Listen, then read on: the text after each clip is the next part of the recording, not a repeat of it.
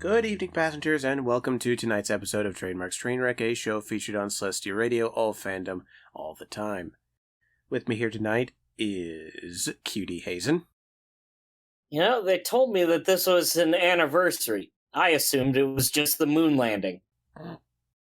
We also have Sherlock. Yep. And the fangirl, broadcasting from her honeymoon suite. It's not a suite. It's a double twin. That's just the first of it. And as Cutie said, we are indeed celebrating a sort of anniversary. Not really doing anything special, but it is the 50th video over on YouTube. Woo. We've been doing this for a lot longer than that, but it is the 50th episode we've uploaded over on YouTube, so yay. Nice to know that after 50 plus episodes we're still doing the same shit. Nice to know, or just a continuing sign of the apocalypse? Either or. So either way, regardless of anniversaries, how's everyone doing, first of all? Yay! Yeah, typical Wednesday. Nothing bad happened yet. Same. I have so much. Yes. This does not feel like a Wednesday to me. I can agree. And as Fanny said, yes, she has had a lot because, as we stated in a previous episode, the fangirl recently got married. Also tough. Yes.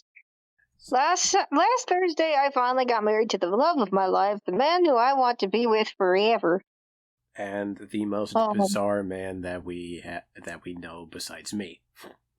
Skinny Steve. Yeah. Codemaster C, as many of you may know him.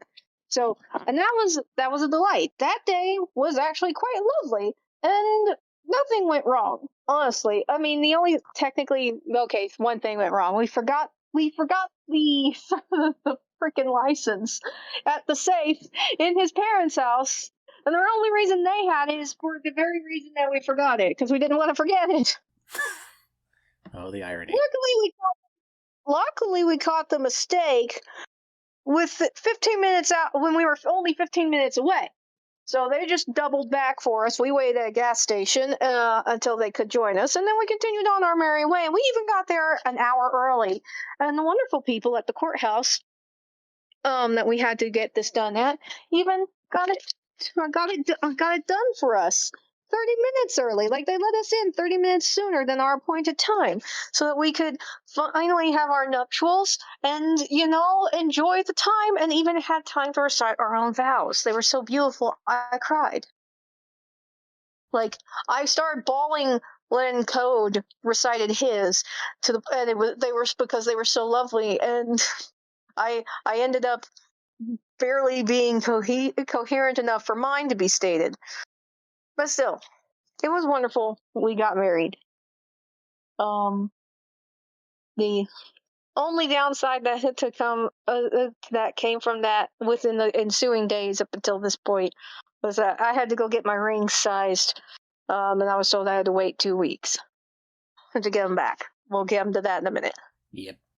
So, as part of our wedding, the Codemaster's parents and grandmother gifted us a 3-day, 2-night stay in lovely Branson, Missouri. Branson. Yeah, Branson. Some call it the Vegas of the Midwest. Some people call it a giant tourist trap for old people, and it is. It is a giant. and families. The Vegas of the Midwest. I don't know, Cutie. You're more experienced with that than Trade and I. All I know is it's a resort town. I've never been. I was excited to try it. Other people said, "Oh, you'll have fun. You'll enjoy it. It'll be great." It started when we arrived at the hotel. Oh, boy. See, the mother-in-law booked an upstairs And to her credit, she didn't know whether she tried to get us a king, but she was told the only thing available was a double queen. Well, we arrived, and they had some confusion over what to do because it was booked under the mother-in-law's name and Toad's name, and because it was paid So? for on her, it was paid for on her card. Policy states, and I understand this policy because my store does the same policy when it comes to rentals. And shit. Policy is if you book something in your name, then the card that was used to pay for it either must be present or you have to speak to the person who made the booking. I kind of Obviously, she was not here, and so they were arguing over whether to charge Code's card since his name was there, or to see what to do about it. And I said, "Hold on, let me get my mother-in-law." And I pulled out my phone and had it on there. And they were clearly trying very hard not to get to that point. Like they were trying to not have to deal with talking to her. Let's avoid talking to the person who has the fucking card and instead charge these people for money that they already paid. Fuck. Pretty much. That sounds about right. Because here's the thing. She tried to get confirmation information from them nearly a month ago when she first made the booking, and they kept telling her, "We'll call you back. We'll have a manager call you back. We'll have somebody call you back." They never call her fucking back. Up to the last minute, she'd been doing her due diligence to get this information, and they had been ignoring her. So when I just popped her up on the phone, I put her on speaker. And not only did we get everything settled and sorted as far as the payment and getting checked in, but she also let the woman at the front desk have it by saying, "Hey, I did my due diligence. I just wanted to get some information and to get this squared away so it wouldn't be as hard." But I'm not impressed with the behavior. Did they think you weren't going to show up or something? No, it's a tactic. Sometimes, like, more likely it's a combination of manager laziness and greed. Yeah. Well, in any case, they still took Code's card for incidental. Well, yeah, that's a requirement. That's a requirement. And we told them, "Hey, it's nothing against you. We're sorry we had to do that, but we wanted to make sure that this got cleared up." But here's the thing. She booked us a room on the top floor of the building in the interior. They said, "We don't have any of those. We have to give you an exterior room on the ground floor." I mean, the fuck? You booked the room. Yeah, come on. On the bright side, our parking spot is right outside our door. I mean, Still, I would have been like, well, I mean, this is booked in advance. yeah, weeks in advance.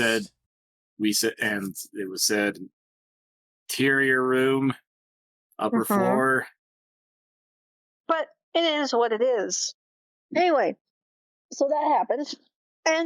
But we can't complain too much after that because the hotel room was clean, nicely stocked. It's clean. It's stocked. I checked the mattresses. Nothing amiss or afoot here. Nice clean mats. Nice clean sheets. The bathroom was clean and stocked up. We were like, okay, it's a place to sleep. We're fine. It's not the most expensive or grandest hotel, but it is okay. It's okay. It's going to be the theme of this entire trip. So that was day 1. Day 2, today. We get up. We go up the street to the left because there's supposed to be an old-timey photo place here where we can get, a commemorative, kind of souvenir photo. You've heard of those. We get there, they're closed. When we ask, it says, if this office is closed, go down to this building down here and inquire. Luckily, it's just 2 doors down from the old-timey photo shop. We asked them, "Hey, where's the old-time photo shop? It's closed." And they go, "Yeah, they moved. They're right across. They're across from the Titanic Museum." Okay. There's a Titanic Museum in Branson? There's a Titanic museum every fucking where, dude. Trust me. There's also a Hollywood wax museum.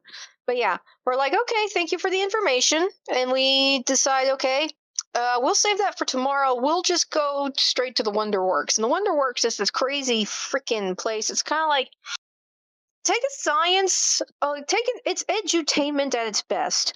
Take a science, a kind of a science building, a science exploration building, and add in a fucking arcade on every floor.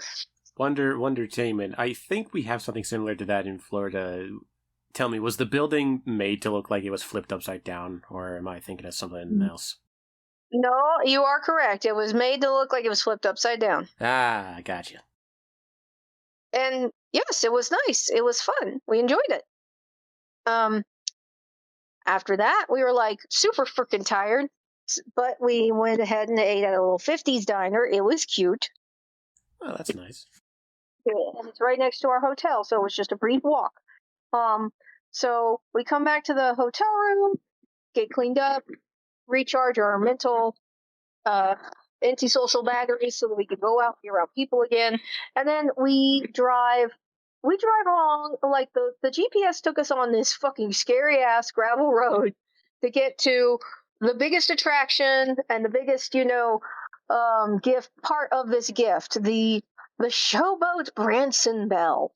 And it's literally dinner on a riverboat on the big ass lake out here with a combo of a magic show and a musical theater show. It was like musical theater it was like a musical that was a variety of classic rock, some gospel, and other garbage like that, with very nice dancing and very lovely singers, and a magnificent meal. And it really was a wonderful meal. We enjoyed it. Of course, the gift shop. But the only thing that marred that entire experience was that after we'd all boarded the boat and we were seated and out of the heat and we were getting our drinks, the host for the evening, the stage magician for the show, came out and introduced the first mate. And the first mate walks up and he goes, "Hi, folks. Unfortunately, due to high winds, we will stay docked during the duration of this 2-hour cruise." So we didn't even do the cruise part. We just stayed on the fucking boat at the dock. I mean, at least you're on the boat. Well, yeah, but I mean, high winds. We might as well have gone to a restaurant. Well, Or restaurant one- wouldn't have given you the show, and No, there are theater shows with dinner. There are dinner theater shows all over the fucking place here. We could have gone to the Dolly Parton Stampede. We could have gone to the Presleys. We could have gone to, like, McFarland's. Like, we could have gone to any 20 other attractions that offers dinner and a show and gotten the same experience. The only reason this was a big deal was because you'd get to go around, like, for 2 hours. You'd get to leave and just go around in a circle on the river, take pictures, like, just enjoy being on the river and seeing this wonderful, visual experience, because the lake is beautiful. Mm-hmm. But we didn't get to do that. We got to sit in the water. And their solution was, we're going to give you all a partial refund for the trouble. And they come over and they give everybody 20 fucking bucks. For a $200 experience, our partial refund was $20. One. I guess that's how they save. I guess that's what the amount of money they saved on each guest per gallon of gas or something like that. You're telling me we get 1/10 of our money back for essentially half of the show being out of commission? Sign me the fuck up, Captain. We even texted the mother-in-law about it, and she was like, she was pissed. She was like, I paid $200 for that, and they're only going to give me 20 bucks. Yeah, I bet, like, she is fucking beside herself with all of the setbacks that y'all have had, and I'm so sorry. She is beyond done with this. She's not happy, and she's not happy on our behalf. Again, The dinner was great. The show was entertaining. We had fun with that. It's just, yeah, we didn't get to go onto the fucking lake. So there's that. Again, it was okay. It was okay. I'm guessing that's not even the end of it, eh? Not quite. We were originally going to head over to to a local water park to swim. But when we got home, or sorry, we're not home. We're in a fucking hotel room. I keep going home. I mean, again, it's okay, but this happens to me every time I go on a trip. I get homesick. Anyway, we get back to the hotel. Code's in pain. His leg is acting up on him. Aw. He has a headache. And I honestly have a headache, and we're both, like, emotionally drained. And so we just kind of look at each other and we're like, we're not leaving. We're done. So we're in an air-conditioned hotel room. I have a new plushie because now I get a plushie whenever we go on a trip somewhere. I have a new plushie, and it's okay. Well, It was okay. And tonight is okay. so what about the second honeymoon? So what about the second honeymoon? We'll talk about that. We'll talk about that next year on our year anniversary. We'll figure something out. Something that's more something that's not just okay and is actually awesome. I would suggest, like, you and Code organizing it as opposed to your mother-in-law, because, like, your mother-in-law had the best of intentions and she had no idea how much of a clusterfuck this was going to be. But maybe No, it's not her fault. No, it's not her fault at all. I blame the venue. I blame the hotel. I blame everything but all of you. But, like, maybe just But find here's the something that thing. you two can enjoy. Here's what I'd like to do next year on our year anniversary. First of all, I don't want to do it like we realized too that we don't really enjoy being on vacation ourselves. Like if we could, we just stay the fuck home and like drive to places that are 2 hours away, hang out for a day, and come back and be home. We're homebodies. The only time we have fun is when we're with family or with friends. When we went to the con with y'all, it was awesome. We had a fucking blast. When we go places with his family, we have a grand time. We don't like being ourselves. I totally agree. Me and Storm were the same way. We were essentially at Disney World going, what the fuck do we do? Like, the lines are long, everything's a shop, we're walking around in Florida heat, we're tired. Fuck it, let's go back to the hotel. Exactly. We don't like we have more fun at attractions and crazy crap when we're with friends and family. Otherwise we just prefer to stay stuck in the hotel or stuck at home with each other. Like if we wanted to be with each other, we'd just stay home. And that's what we do. And we're happy being at home with each other and our cat. We love each other. And but our and the cat. We don't and the cat. We don't not vacation. No. We do not. So next time when we do this, we're just gonna do a staycation at home. We're gonna go hang out we're gonna go we're gonna go to Springfield or to Jefferson City or to St. Louis, and we're gonna hang out for maybe a day, maybe stay one night in a hotel in one of those cities, and then go home. Yeah, that makes sense. Shop at some shops that we don't normally have in our little town, in the Mushroom Kingdom. But we're not gonna stay several nights unless we know we're meeting friends or we have family hanging with us too. So yeah, tomorrow we're gonna go to the aquarium. We're gonna go get our old-timey photo. We're gonna go to a local mall that has some shops that we actually want to shop at instead of these fucking tourist traps. And then we're going home. Well, that's the update there. Yep. I think it's time to start this show. Yeah, I think it's a good enough place to start it. Folks, after 50 episodes of this shit, you should know how this show goes by now. We got the softcore material and the hardcore material, and somewhere in the middle there are all these music breaks, one of which is coming up right now. You're listening to Trademark's Trainwreck on Celestial Radio, all fandom all the time, except when the hotel... Except when it's... No. Except when it's just okay. Except when it's just okay. I think that's the It's title for this just episode. okay. Oh, we'll see.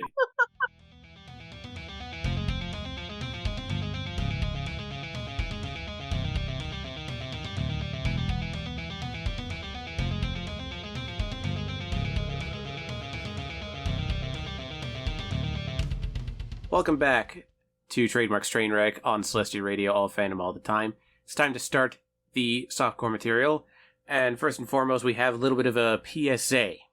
Now, I know for some of us, gas prices have been steadily going down, thankfully, but they're still up there, so keep on your toes. Not quite yet. Yeah. Like I said, it's steadily going down, and I'm saying keep on your toes, everybody, especially when there are assholes like this afoot. We have video of a man swapping the nozzles at the gas pump so others can pay for his gas. Ooh. Yeah. Breaking the law, breaking the law. Ow! I Breaking mean- the law, breaking the law. Ow! Ow! I mean, it's clever. It is. Still a dickhole move.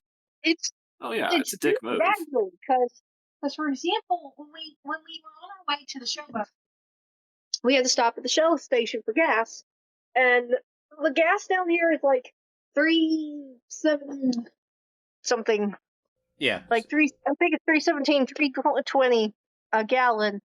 It took to get from half full to fully full on my tank. It took me $28. Sounds about right. It's like almost $5 here. Mm-hmm. Yeah.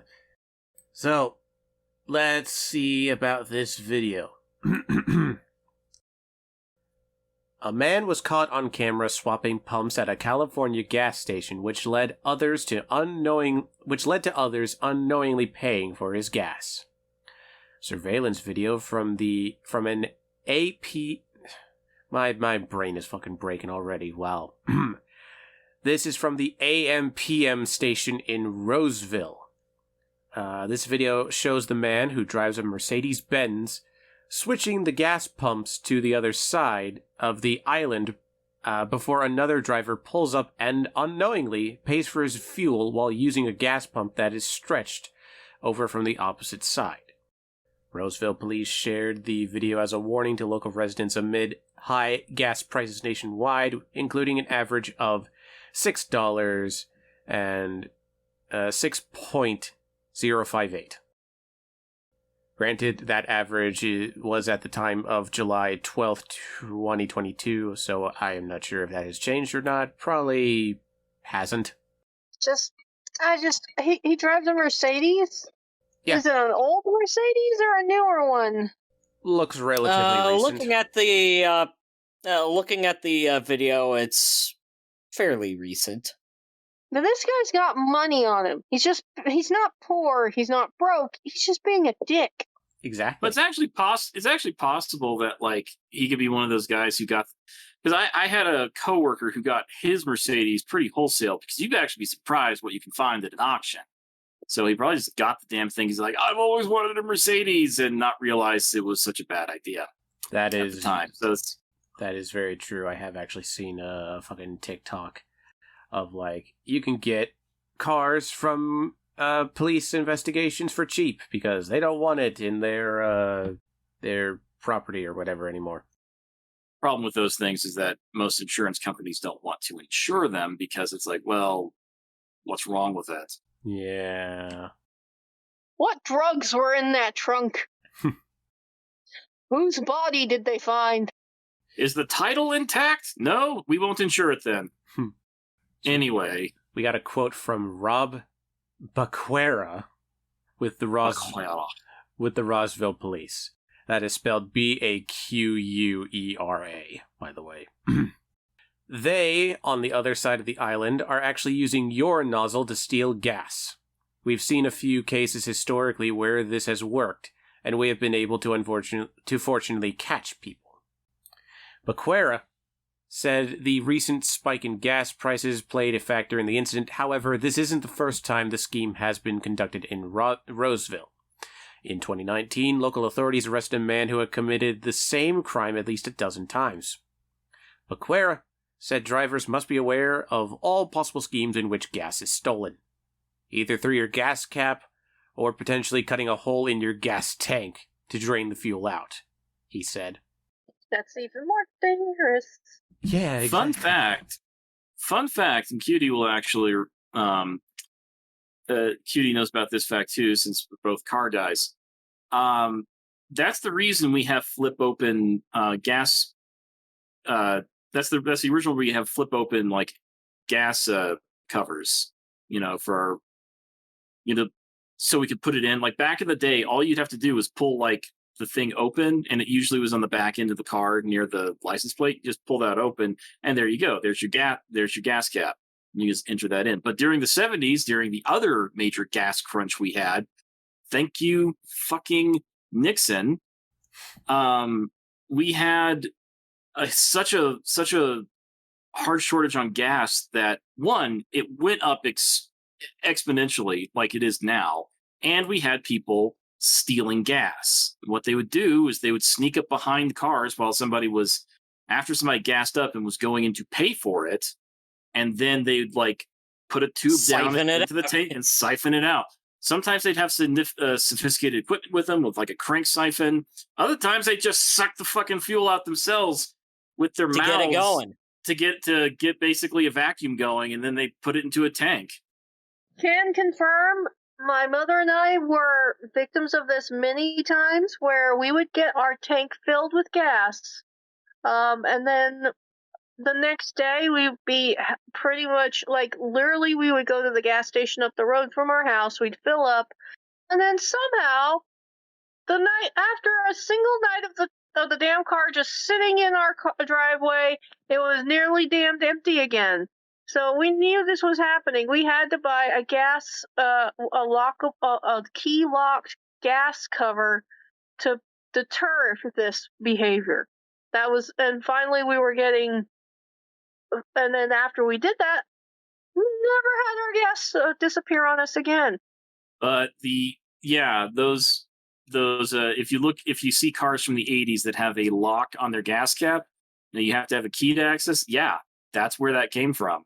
Because the car manufacturers like, well, people are starting to steal gas. Let's offer this as an option for some of our new cars. Well then, the only thought I have about this is, considering that it's a Mercedes guy, I'm reminded of a quote by one Mason Pines. Go on. Pacifica's rich. She's cheating at life. Mason is the real name of one Dipper Pines from Gravity Falls. Yeah, I get it. Anyway, sorry. Oh no, it's fine. You first. I did just want to do, before we move on to anything else, I didn't want to do those two like bits and news jokes I had. Yes, go on. So something interesting happened today. Apparently, this is an actual thing. The NYPD has a bee removal unit. Bees in New York City are so prevalent that the NYPD just, like, the city decided, screw it, we'll just have our cops take care of it instead of hiring a beekeeper contractor every fucking time. Careful. Apparently, they had to remove an entire hive from a restaurant. Now the restaurant's just called Apple. God damn it. Hi-oh! But, all right. No, Lord. And the other? Yeah. Also, we actually had a visit. The First Lady, Dr. Biden, hosted the First Lady of Ukraine. For those who don't know, her name is Olena Zelenska, Okay. because the president and the first lady came to visit. She was actually well, I don't think the president came to visit. I think he's still fighting. She came to plead their case to Congress, but she did get to come by the White House and visit with the first lady of the United States for a little bit. And somebody overheard the words, "I'm so sorry what's happening to your country." And Dr. Biden said, "Thank you." Hi-oh! Thank you for your concern. We're all doomed. Anyway, continuing on the topic of PSAs. Speaking of New York City, actually. New York City? Yeah, something happened in New York City that, is a wee bit concerning for multiple reasons. And, let's just say it left a lot of people freaking the fuck out last week. This happened July 13th. Mm-hmm. PSA on nuclear attack leaves New York City residents worried and baffled. Many New Yorkers were left asking, why now? There was a nuclear test attack, like basically like an air raid? I don't know. Like New York just said, hey. No, the public service announcements started going out on throughout the New York City area about this is what to do in case of a nuclear attack. And people are going, why are you sending this out? Right. Yeah, it's like... Are we in danger of a nuclear attack? Yeah, it's like... The only reason that you would give a PSA about how to avoid a nuclear attack is because there is a nuclear attack coming. Like... Well... Come on! Not to get too political here, but Putin is getting kind of crazy. Yeah, he is. But let's take a look. Let's take a gander at this. Especially now that the U.S., despite 18 Republicans voting against it, certified Finland and Sweden into NATO. Finland! Right. New York City residents are accustomed to warnings about all kinds of potential threats, severe weather, public health, mass shootings, but a new PSA on surviving a nuclear attack has rattled some cages.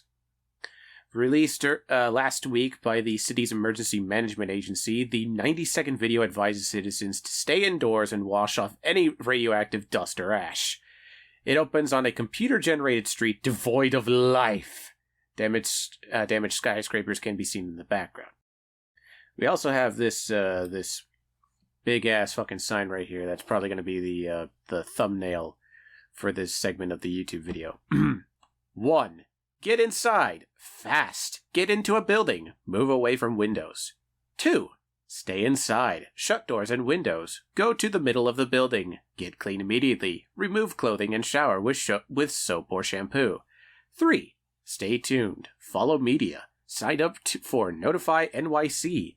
Officials will send wireless emergency alerts, WEAs. Looking into the camera, a spokesperson says, "So, there's been a nuclear attack. Don't ask me how or why, just know that the big one has hit." The fuck? Phrasing! Tact! Come on! This is New York, dude. They don't care. Even for New York, it's tone deaf when the New Yorkers are going, what the fuck is going on, in a not sarcastic, genuinely concerned kind of way. You know that you fucked up. And New York has generally is among the high priority targets historically for an attack. Yeah. For an attack. New York, LA, DC, Dallas or Houston. It's one of the big cities in Texas. Yeah. Atlanta because of the CDC. Yeah, Atlanta because of the CDC. And Florida because Disneyland. Phoenix because that's where the Air Force graveyard is, and almost 80% of those planes that have been decommissioned can be put back together in a couple hours. Uh-huh. Let's see. Where's the ship? there are two ship graveyards on the east and west coast for all the decommissioned battleships and destroyers. Anyway, Yeah, while you ponder that, let's continue with the article.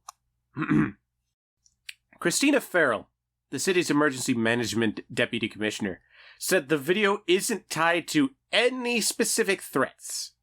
She said it's about raising awareness of something most people haven't given much thought. Yeah, because we haven't needed to in the past 60 years. Yeah, you ever think there's a reason why that we don't know this shit? Or why we don't need to know this shit? It gets even better. Here's a direct quote from her. There's no overarching reason why this is the time we sent this out. It's just one tool in the toolbox to be prepared in the 21st century. Yeah, for Fallout. Yeah, like how you need. Yeah, like when you need a fucking monkey wrench. When for you... Jesus. Sorry. It's a tool, like it's a fucking tool, like a monkey wrench or an Allen wrench. When you only need an Allen wrench when you're building furniture, but you don't get new furniture all that often now, do you? It's like when you need a welder's torch to cut a piece of paper in half. It's a little bit excessive and probably does more harm than good. Or, getting a fucking chainsaw when a pair of scissors will do. So, Farrell said the agency's goal is to empower people regarding a scary subject, and despite the mixed reaction to the video, quote, people have thanked us that we are approaching this topic. I don't know if there's ever the perfect moment to talk about nuclear preparedness, she added, saying city officials have discussed implementing nuclear guidelines for quite some time. New York's emergency response, Ready New York, has been around since 2003. Mayor Eric Adams has said he doesn't believe the video was alarmist. Quote, I'm a big believer in better safe than sorry. There's better safe than sorry, and then there's justifying the fucking doomsday builders. And to be fair, these are things you should do if you manage to survive a nuclear attack. Yeah. It's a hell of a lot better advice than the duck and cover crowd. That being said, why the fuck are we being told about it now? Yeah. It probably was. It more than likely wasn't intended to be alarmist. I'm going to give them the benefit of the doubt and just say that maybe, just maybe, they were actually thinking, let's educate the masses in this completely hypothetical scenario that we don't believe is actually going to happen. But if you want, listen, if you want to teach the masses about how to survive nuclear fallout without being alarmist, just let them watch just re-air on Spike TV, not #not-censored, the TV series Worst Case Scenario, which had an episode about surviving a fucking nuclear fallout. It goes over all that stuff in perfectly great detail. Or, if you were going to make a new thing, maybe don't start with like, Captain America just fucking saddling over the fucking chair going, so, there's been a nuclear attack. Like, don't be so fucking blasé about it. Just say, this is an instructional video about how to cope with the nuclear fucking apocalypse that's apparently heading our way. Just have a little bit more tact and understand that maybe right now, considering all the shit that's going on, not just in our country, but in other countries, maybe you could be a little bit more fucking gentle about it. Or, just fucking say, look, it's highly possible. We're not saying that's gonna happen, but it's possible that something's gonna happen. It's very possible that a very angry gentleman who doesn't understand when he needs to step down for power is about to blow up our country. Yeah, like this is honestly like, this is both a good and bad thing. Good for instructing people on how to deal with this situation. Bad considering that the fucking climate. The social climate that we have right now is very, like, hair trigger right now. Like, And just to dump it on the world without any context whatsoever just makes it all the more alarming and just makes people think there's more to this. There more than likely isn't, but people are just gonna say maybe we should prep. Maybe Billy Bob was right to build a bunker. Yeah. Anyway, finishing off the softcore material with some more lighthearted stuff, let's talk about some good old-fashioned Florida man. Florida man. I was about to Florida joke man. and say racism, drugs, Florida man. Oh, all the above. Got it. Continue, Fanny. What do you do today, Florida man? He tried to flee the deputies, but his vehicle was a lawnmower. So Why did he a do tip- it? It's not important. Florida man. Yeah. So a typical Florida man story. I mean, to be honest, it's been a while since we've seen a story of, Florida man trying to elude police on a riding mower. Honestly, has been a hot minute. It has been a hot minute since we've seen anything like this in Florida. This happened July 10th in Crestview, a city I've never heard of. Woo!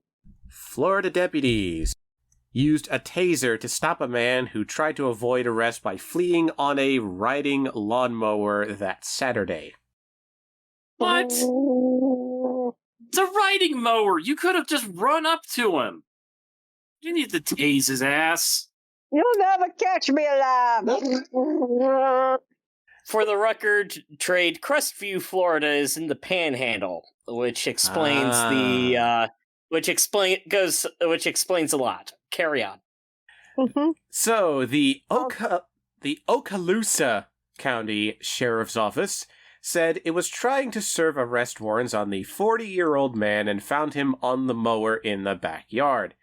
They shouted at him to stop and get on the ground when he tried to escape on the mower. So let's just fucking visualize what happened here. This man has a warrant for his arrest, and cops come onto his property and see him on the lawnmower.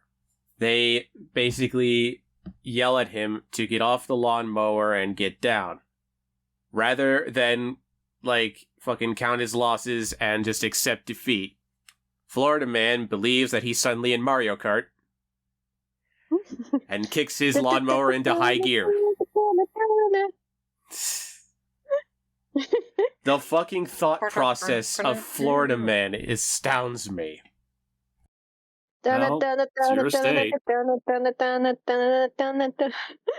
These are not my people. I may have been born amongst them, but these are not my people.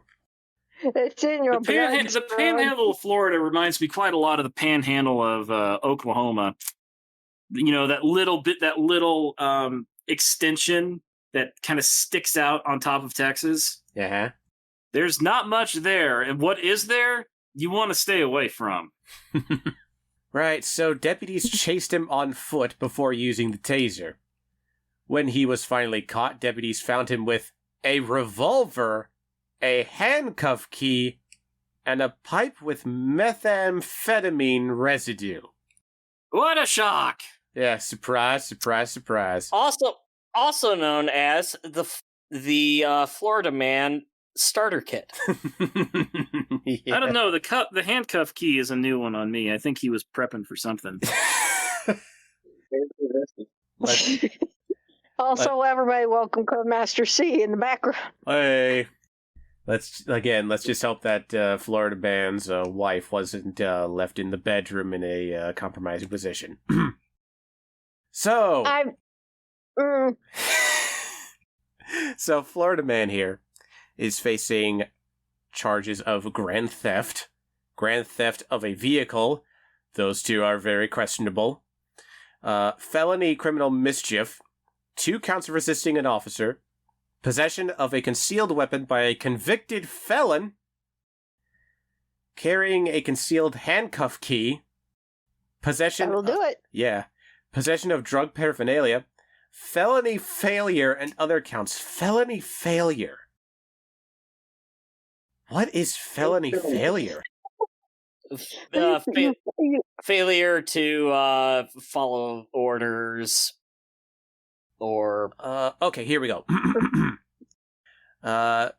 Technically, this is in Gainesville, Florida, so I don't know if this applies to the state as a whole, but I'm hoping it does. Per Florida Statute 843.15, if you were released in connection with a charge of a felony or while awaiting sentence, the act of failing to appear in court can, in and of itself, be charged as a third-degree felony. Well, So basically, Someone- if you don't show up, you're getting arrested. That's probably why they showed up to begin with. yeah, that definitely sounds like the reason. Like, hey, you didn't show up for your court. We're here to take you. No! And considering all of the stuff that was going on, all of the felonies that are around, he was supposed to go to court for a good goddamn reason. Considering that he had a fucking gun, a handcuff key, and meth. Like there's a reason they pulled out the taser. They weren't taking any chances, lawnmower or no lawnmower. God. Jesus Christ. Sometimes you just gotta count your losses and just lie down. Preferably after you turn off the lawnmower. Maybe he wasn't done with the grass? Gotta make sure my lawn's mowed before I go to jail. Fucking dumbass. Mr. Spot. Fucking idiot. Anywho, I think that's going to be it for the softcore material. Got a little real with the PSA, but hopefully the hardcore material will be just as funny as the Florida Man story, or maybe it won't be. Who knows at this rate? For now, though, we're going to go on our second music break, and we'll be right back with Trademark's Trainwreck here on Celestia Radio, all fandom all the time, except... But then you gotta mow the lawn before you get arrested. Yep.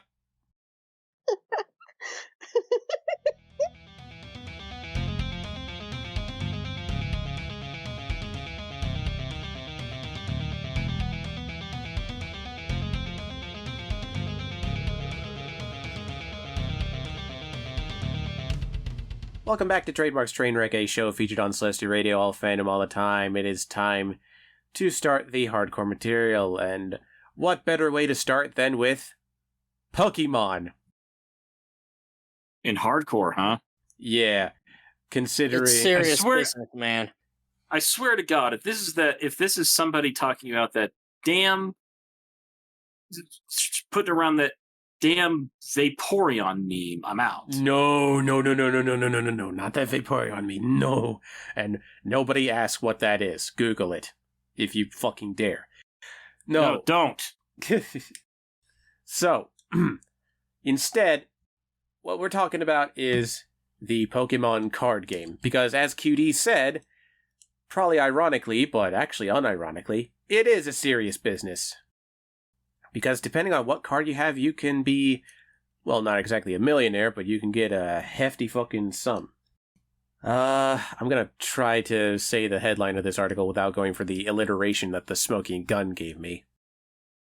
Basically, police are currently investigating the theft of a very pricey Pokemon card, a card that is worth $500,000 for one card. This happened yesterday, July 19th. Well, that depends. Is it... that depends. Is it, Big Gay Pikachu? Well, let's take a look. Police are investigating the reported theft of Pokemon cards valued in excess of $500,000. Okay, so it's not just a singular card. My apologies. The theft was from a man who kept the first edition collectibles in a temperature-controlled room in his South Carolina residence. That would do it. Yeah. Mm-hmm. Christopher... Especially if they've been graded. Mm-hmm. Christopher Polyduro, a 62-year-old insurance broker, last week reported the Pokemon pilferage to the Spartanburg County Sheriff's Office. Polly DeRoe, who lives in a 6,800 square foot waterfront home, told police that the cards were swiped from his, quote, collectible room, which houses his baseball, football, and basketball cards. Polly DeRoe, a divorced father of 2 adult children, lives with his fiancée in the 7-bedroom residence he purchased in 2014 for $431,000. According to the police report, Polly DeRoe told investigators that the only other individuals to enter his collectibles room in the past 9 months were workers with an HVAC company. HVAC. Remind me what that is again, gentlemen? Heating and air conditioning. Thank you. The report states that the Pokemon cards were, quote, valued at $500 million, end quote, which Polly DeRoe told the Smoking Gun was a typo on part of the cops. Additionally, Polly DeRoe said 3 unopened pack of cards were also stolen, not 1.5. Polly DeRoe states he purchased the Pokemon cards more than 20 years ago, and that the unopened boxes each held 24 packs of cards. One of the boxes, he said, contained a valuable Japanese edition of the cards. Oof.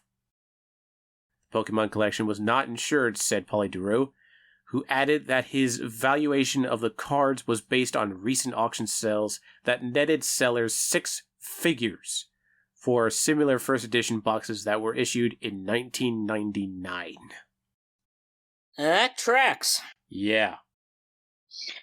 I just I'll never understand. Like, so small personal story. Back when I used to play and collect Yu-Gi-Oh cards. Oh, yeah.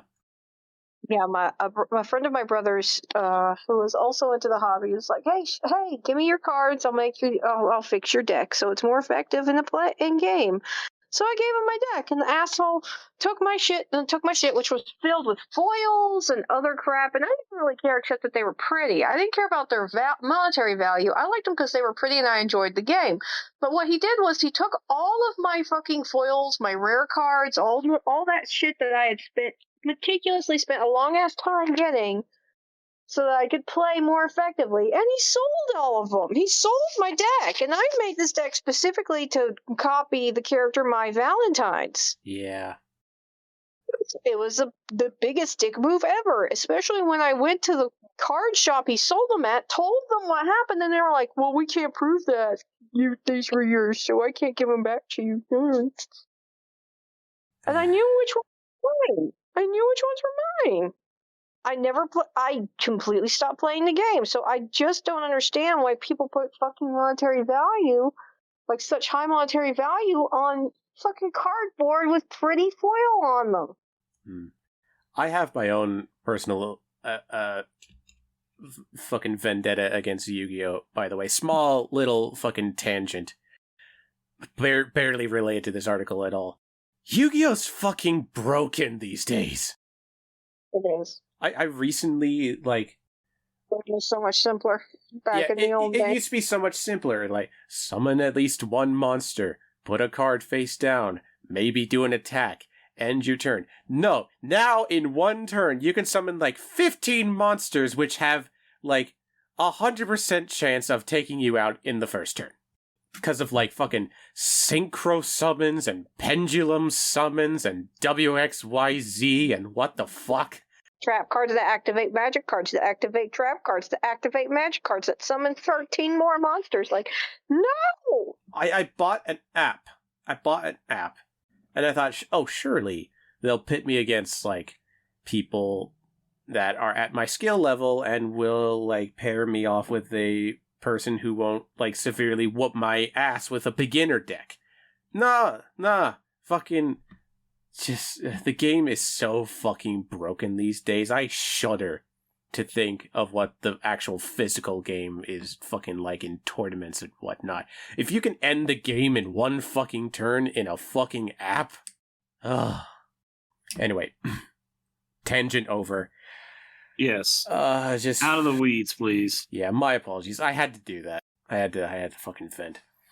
Back to the $500,000 $50,000 card collection that was stolen. Holy shit. Some HVAC workers making bank, apparently.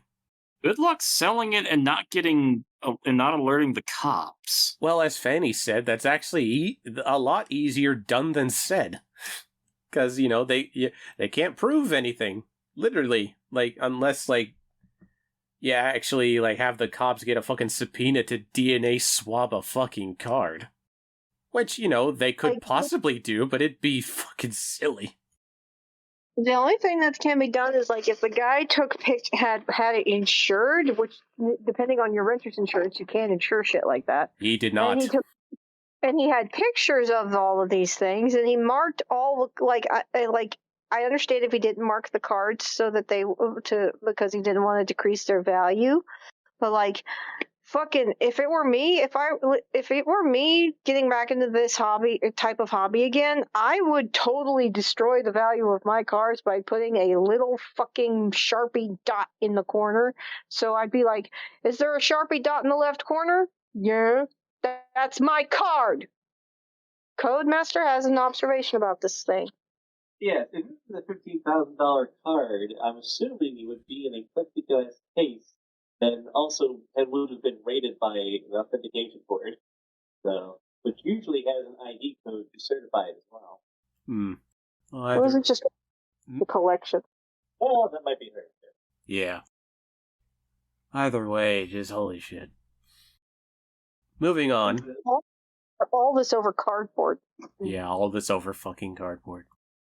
Makes me glad that I'm out of the card collecting shtick. Well, I mean, what's money but paper and ink? Fair. I love how or bits of metal. I love how I say I'm out of the card collecting shtick. Now I'm in the dice collecting shtick. Anyway. Yeah, but those are gonna raise in price over time. Click clacks. I like the click clacks of the shiny math rocks. Yeah. Next one, something short and sweet in the hardcore material. I put it in the hardcore material because this is something that should not be happening, but keeps on fucking happening. Oh no. And could have resulted in someone getting fucking seriously hurt. And also it justifies me now having watched Stranger Things. Driver watching Stranger Things before crash. Do not put on a TV show while you're driving.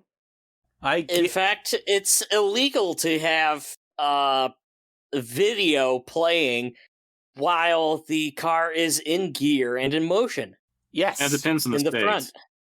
Again, this justifies why I don't hop on the fucking hype train for these shows and get as obsessed as these fucking nitwits. Granted, this is a teenager, so... But wait till you get son. Let's see. This happened July 12th. A teenage driver was watching Stranger Things on her phone when her car drifted into the oncoming lane and collided with a semi-truck. Oh boy. This is according to the Minnesota police, who report that the teen escaped with minor injuries in the rollover crash. Oh dear God, thank God. Yeah, so let's just paint a picture here. Teenager watching Stranger Things, goes into the oncoming lane, collides with a semi-truck, rolls over, just barely makes it. Investigators say the teenager was driving over the weekend in a Minneapolis suburb when her vehicle crossed, quote, the center line directly into the path of the semi-truck, end quote. Witnesses told cops that, quote, the female's victim was fully in the oncoming lane before the crash, end quote. The semi's driver swerved to the road's shoulder, avoiding a head-on collision with the Stranger Things fan and likely saving the teen's life. Good on him for being smart enough to do that. Yeah. I have seen firsthand what can happen. Not everyone is that lucky. Yeah. Now, I saw a video of a truck that got stalled on the highway near an exit ramp, and flashers were on, and luckily no one was in it, and a guy driving a semi-tow truck a tow truck designed to haul semis in their trailers, Oof. wasn't paying attention and ran right into the fucking thing, rear-ending it. The truck was destroyed, literally vaporized. Jesus. Obliterated. Disintegrated. By definition, And then it no longer exists. burst into flames. It was like a scene out of a fucking who's that director we all hate? Michael Bay Michael movie. Bay. Yeah. I was about to say. It's just. I have seen accidents where there was no luck and bad things happened, and I will not go into detail here because this is not that show. Yeah. But like that girl is so fucking lucky, and she better. I hope she learned. Oh. Yeah. You can do fine just listening to music or a the radio. Podcast. Yeah. The teenager's car hit the semi's trailer and rolled over. While her vehicle suffered significant damage, she only received minor injuries. During police questioning, the driver initially denied being on her phone at the time of the crash, and here's where the comedy happens, everybody. Mm-hmm. However, after deputies noted that the auto's Bluetooth system, quote, was still streaming the audio to Stranger Things on Netflix. Impressive that it was picking it up, that it was still functional. Yeah. The teenager, quote, admitted to watching Netflix while driving. The teenager was cited for watching a video on her phone while driving. Can you just fucking imagine, just like, I wasn't watching Stranger Things on Netflix. Chrissy, wake up! I don't like this! Chrissy, wake up! God. Just that fucking meme fodder on the Bluetooth speaker. Way. Just fucking... it is kind of an issue when it comes to people and their phones and their cars. Even like some insurance companies will offer you discounts if you like get this app that tracks the movement of your phone while connected to your car's Bluetooth. So it determines like if you're messing around with your phone while the engine's on. Yeah. I can't get that because I have to use my phone while I'm driving with one of my other jobs. Ditto. So my job, for the longest time, last year, my job introduced an app to us that said, this is a requirement. You have to have this app downloaded on your phone so that, and it's essentially anytime we enter the work vehicles, it automatically disables it. Like, the only things allowed to work on it are Google Maps or any other direction map so that we can find our way either to another store or to the person we're delivering shit to. And emergency phone calls, like calling 911. Otherwise, if anything's going on, texts are disabled, phone calls are disabled, and it just auto sends a text of, hey, this person's driving, don't bother them right now. Mm-hmm. And I had this app, and it worked very nicely and very well. And honestly, you could use it. You could still use podcasts. Like, you could still play Spotify on it, but you had to make sure to have Spotify running before you started driving and everything. Otherwise, if it shut off in the middle of your drive, you would have nothing to help you pass the fucking time. Which is okay when you're just delivering shit to a customer's house. You don't need a podcast for that. You're paying attention to your job. But when you're doing a long drive, like a 2-hour drive to another store in a huge ass district, you're gonna get bored. So it's nice to have that ability to be able to listen to shit.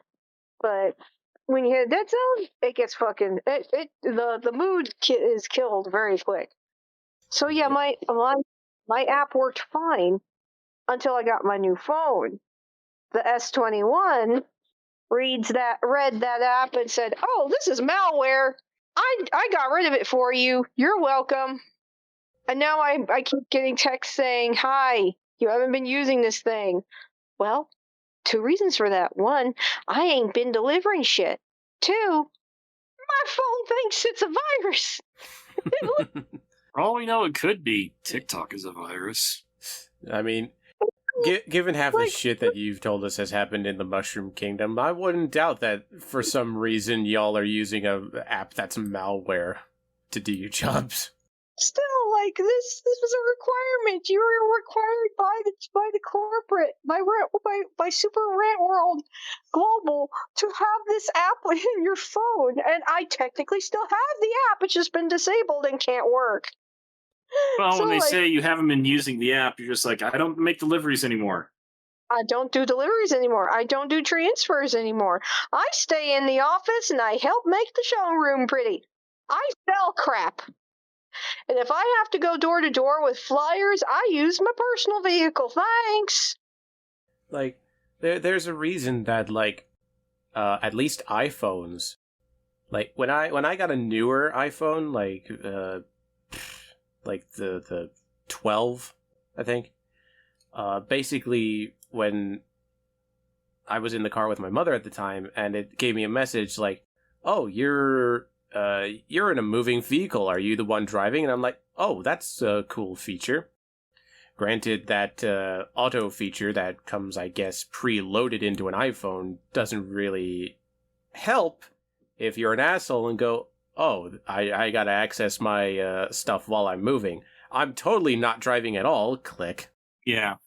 Now, the thing with my new car with Rascal is if I Bluetooth my phone up to the system, the Starlink's like, okay, I recognize your phone is here, and you can make phone calls. Shouldn't I be also able to listen to music and with Bluetooth and stuff? And it's like, connecting.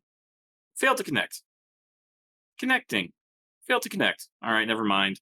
I won't Bluetooth the music. I'll just have this blaring over the speakers of my phone. Yeah. Or I'll have my earbuds. And it's like, if it like stays open, I think there's a glitch in it. I have to go take it in to see if it's like a glitch with the system, because it like will make my phone start freaking out, like to the point of where it just like will make the driving app pop up even when I'm not driving, because it only detects the motion of the car, or at least it's supposed to. But even when I'm parked, it's like, poop, pop up, are you driving? Poop, pop up, are you driving? Like, go away. Yeah. Anyway, getting out of the weeds one last time. It's time to get to the final hardcore article for tonight. Ah, man. Why is it that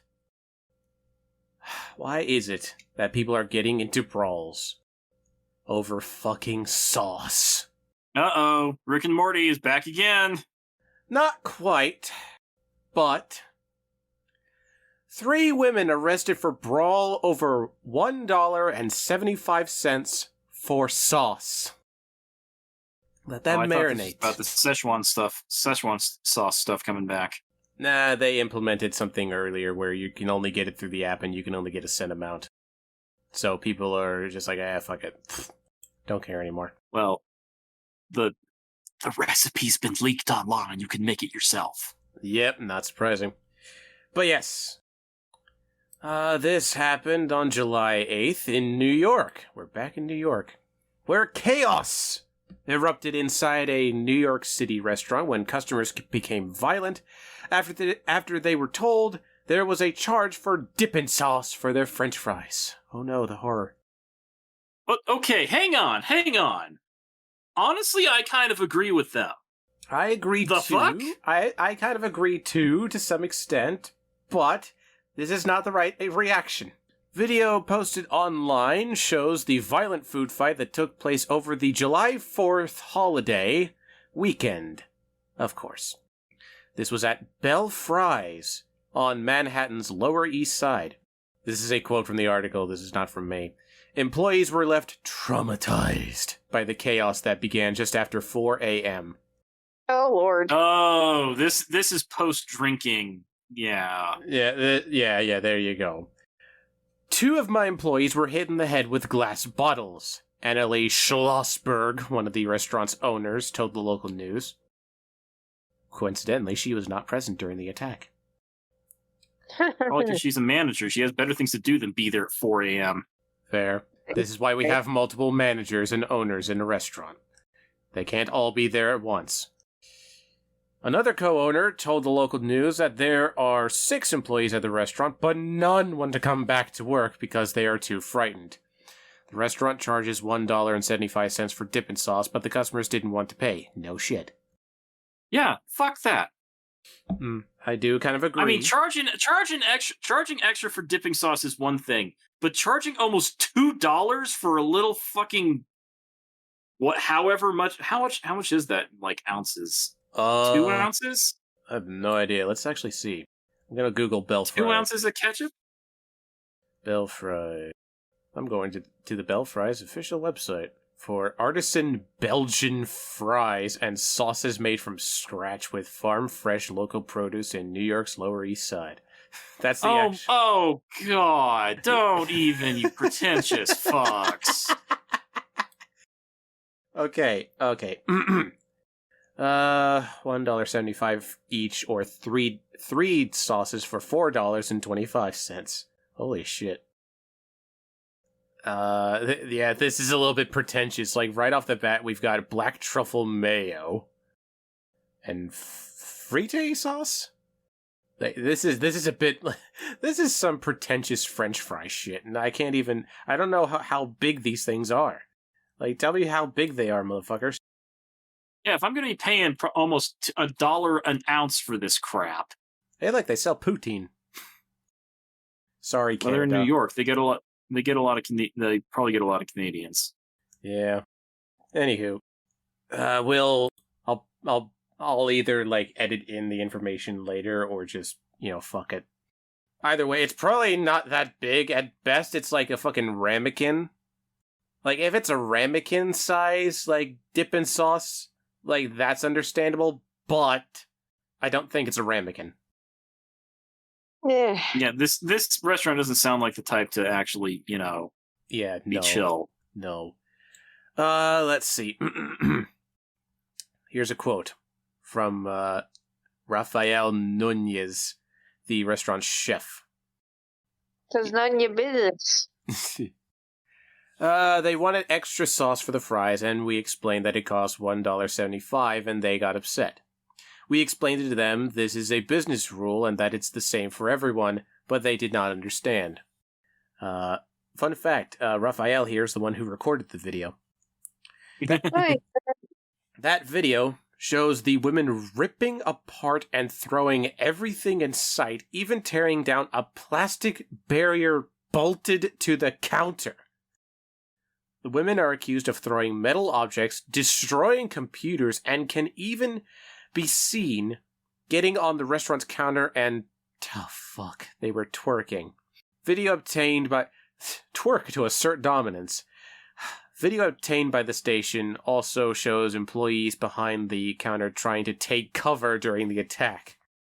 Welcome to the fucking trenches, New York. Shitara Placencia, I'm so sorry, Tatiana Johnson, and Pearl Azoria, I'm sorry if I mispronounced any of those. They were all arrested and face felony charges. Azoria is also accused of stealing money from the register and punching an arresting officer in the face. Throughout the video, an alarm is heard blaring in the background. Victoria Bays, an employee who was present, told the local news that she turned it on to scare the women, but they responded by laughing. Yeah, New Yorkers don't give a shit, lady. Schlossberg! Video. I don't get a video here.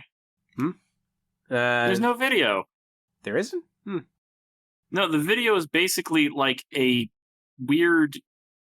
oh, yeah. For the source that I have, it's like the fucking presentation. That's just how it is with this particular news source, but I'm sure the video exists somewhere out there in the world. I'll probably dig it up and put it in the Discord chat. Schlossberg told the local news that she has hired a security guard and is working to add new safety features inside the restaurant. Final quote from Schlossberg. My number one priority is making sure all my employees are not only physically okay, but mentally okay. End quote. We'll see. New York, New York. Holy shit, New York, New York. Fucking A.